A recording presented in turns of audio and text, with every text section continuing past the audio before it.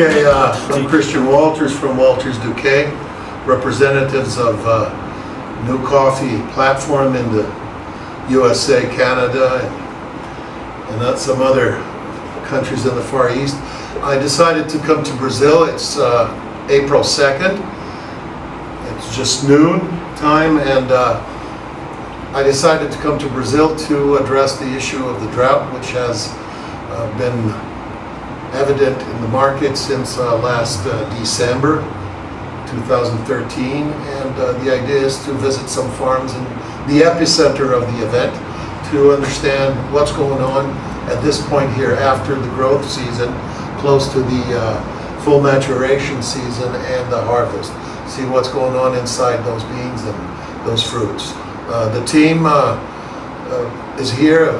We're just missing Jack Robson, but today we'll be followed into the fields by Jose Naves and Bernardo, who is the local agronomer for the New Coffee program in this area. I repeat, we're in the epicenter of the south of Minas, the area where the drought struck strongest, and we're going to have the chance to see at the farm level, out in the field, what's going on. Thank you. Então hoje à tarde nós vamos passar em 4 propriedades que tiveram um nível de chuvas maiores, porém mesmo assim ainda tem uma redução de produtividade. Por quê? Devido, primeiro, às questões não climáticas, as questões que Carmo do Cachoeiro teve o maior recorde de produtividade e produção, que foi 2013. Então ela saiu de um ano que fechou com 450 mil sacas, esse município, e está aí nesse ano em torno aí de 300 mil sacas. Então nós vamos ver fazendas de alta tecnologia, focadas em qualidade, porém com a produção menor do ano passado devido à bienalidade. Então esse foi um fator, bienalidade. E o segundo fator, que é a seca e altas temperaturas.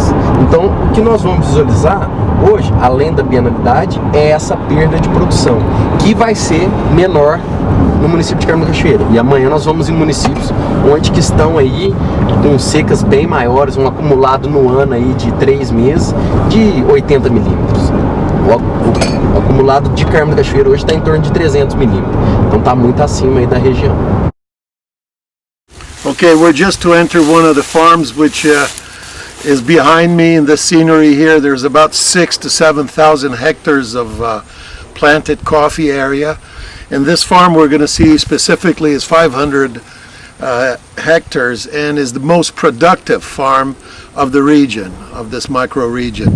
And we're going to evaluate if there's been any impact of the of the drought in that farm as well.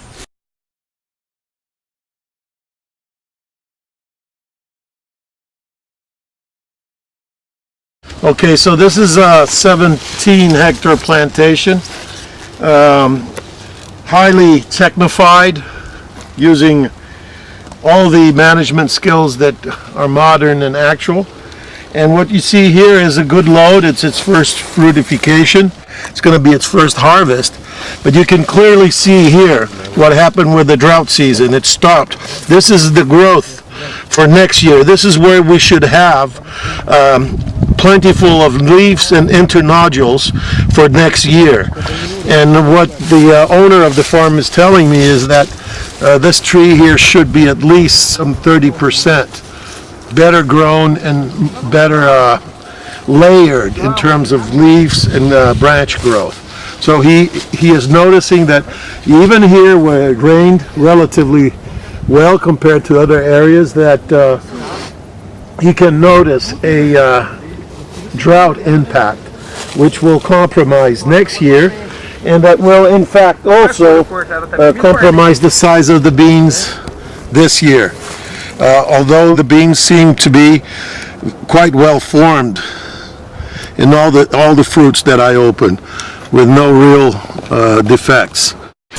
Here we are with producer Mateus Rezende Moraes and Fazenda Pinhal, and he's going to tell us a little bit of the impact of this dry season in his farm. Então, Mateus, conta pouquinho sobre o impacto da seca aqui na tua fazenda, onde você tem lavoura já mais adulta e você tem lavoura nova? Bom, como já é dito, né, a perca nossa aqui, devido à falta de chuva em janeiro, fevereiro e março, com altas temperaturas, deve ser em torno de 20 a 30%. Não sabemos ainda qual vai ser o impacto certinho, devido não começamos a colheita ainda, né? E isso para o ano 2014.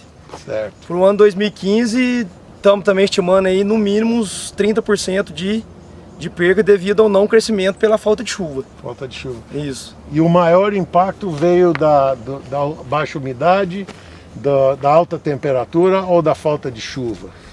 Na verdade, eu acho que aliou foi os dois ao mesmo tempo, né? Mas a temperatura acaba mexendo na fisiologia da planta e acabou atrapalhando também, né? Certo. Não só a falta de umidade, mas eu acho que a questão da alta temperatura foi um dos principais motivos da perca e da falta de crescimento. Tá bom, muito obrigado. Certo.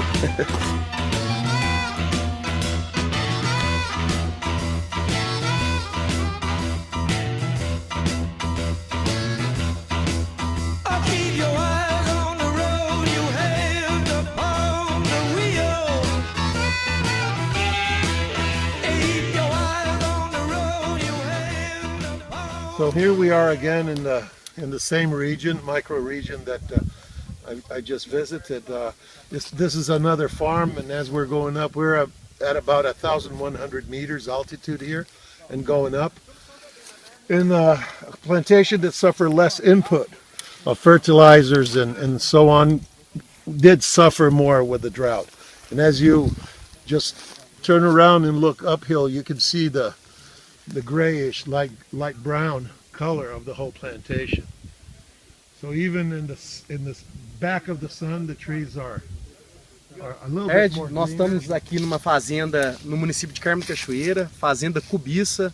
É uma fazenda que está situada acima de 1.100 metros de altitude.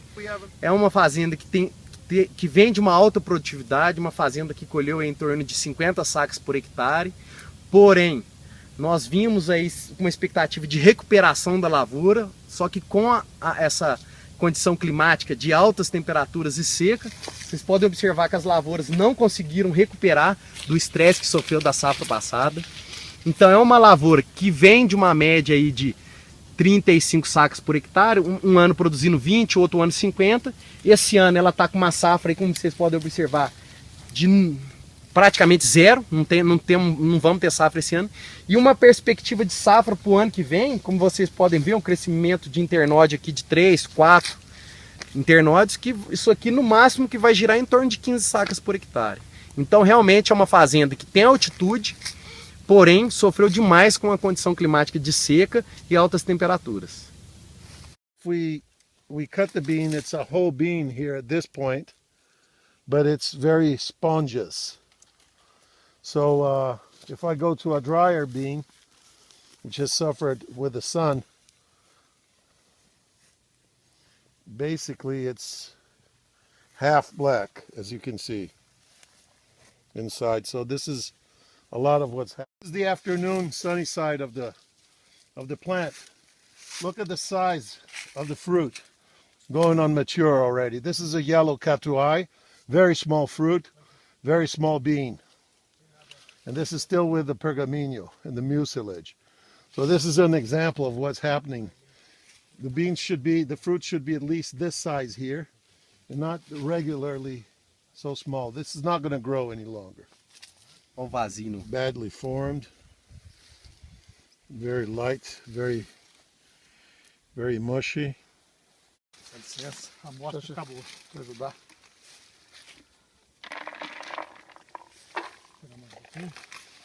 Vamos lá, aqui tem aproximadamente 700 ml de café, que acabou de ser colhido ali. Quanto é que medida? Deu 100% de grão ruim. Então esses que boiaram, tem ar dentro e automaticamente eles estão xoxos, estão prejudicados. Agora olha.